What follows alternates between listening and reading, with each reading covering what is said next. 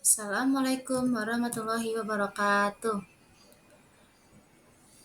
Kenalkan nama saya Sandra Aulia. Di sini saya akan menjelaskan tentang beberapa tahapan design thinking. Nah, jadi apa itu design thinking? Menurut saya pribadi, design thinking adalah proses berulang di mana kita berusaha memahami pengguna, menentang asumsi dan mendefinisikan kembali masalah dalam upaya mengidentifikasi strategi dan solusi alternatif yang mungkin tidak langsung terlihat dengan tingkat awal pemahaman kita. Design thinking ini berputar di sekitar minat yang mendalam, mengembangkan pemahaman dari orang-orang yang menjadi tujuan perancangan produk atau layanan. Hal ini membantu kita mengamati dan mengembangkan empati dengan target pengguna. Tahapan dalam proses design thinking yang pertama ada empatis. Tahapan pertama dari proses design thinking adalah mendapatkan pemahaman empatik tentang masalah yang dicoba untuk diselesaikan. Nah, ini melibatkan para ahli konsultasi untuk mencari tahu lebih banyak tentang bidang yang menjadi perhatian lebih melalui pengamatan, keterlibatan, dan empati dengan orang-orang yang untuk memahami pengalaman dan motivasi mereka, sehingga memperoleh pemahaman pribadi yang lebih jelas tentang masalah yang terlibat. Di yang kedua itu ada define.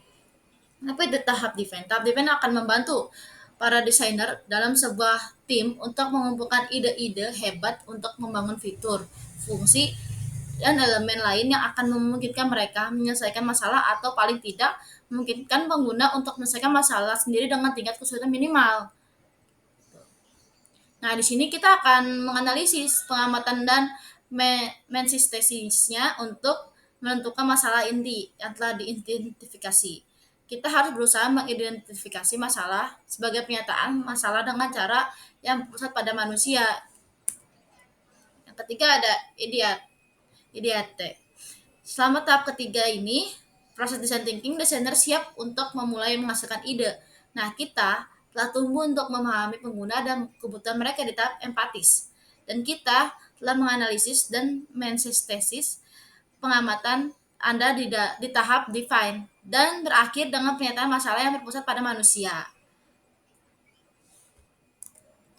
Nah, di yang keempat ini ada prototype. Nah, bisa dibilang prototype ini akan menghasilkan sejumlah versi produk yang murah dan diperkecil atau fitur spesifik yang ditemukan dalam produk, sehingga mereka dapat menyelidiki solusi masalah yang dihasilkan pada tahap sebelumnya.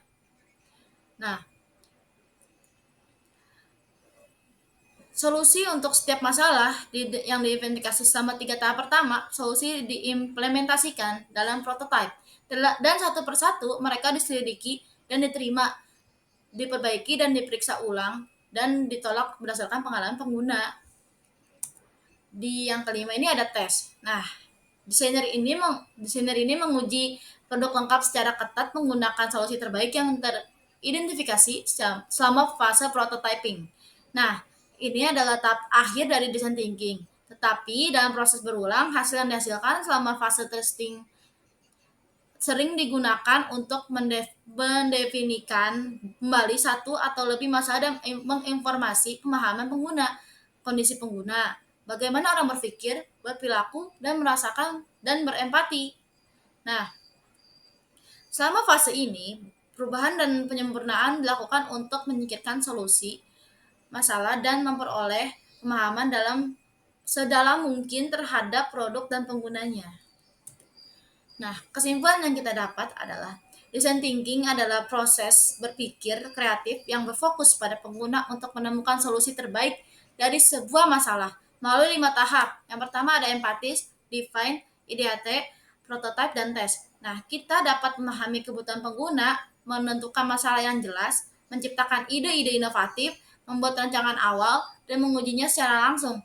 Dengan design thinking, kita belajar bahwa desain yang baik bukan hanya soal tampilan, tapi bagaimana produk tersebut benar-benar bermanfaat dan memudahkan pengguna. Sekian, terima kasih.